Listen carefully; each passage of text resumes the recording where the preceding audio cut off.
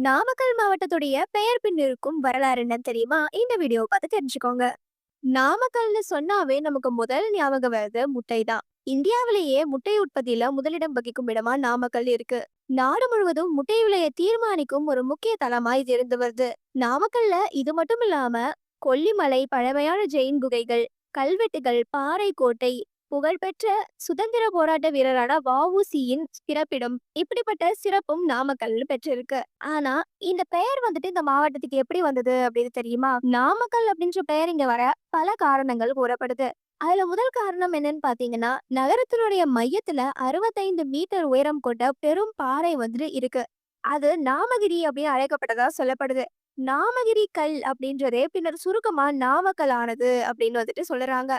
இன்னொரு காரணம், விஜயநகர பேரரசின் காலகட்டத்துல ராமச்சந்திர நாயக்கர் அப்படின்றவர் இந்த பாறையின் மீது கோட்டை கட்டியதா வந்து சொல்லுறாங்க. அதனால கல் அப்படின்ற வார்த்தை வந்து இதுல சேர்க்கப்பட்டிருப்போம் அப்படின்னு சொல்றாங்க. ஆனா பழங்கால கல்வெட்டுகள் கண்டுபிடித்ததுல இந்த ஊருடைய பெயர் வந்துட்டு ஆரைக்கல் அப்படின்னு இருக்குன்னு கூறப்பட்டிருக்கு.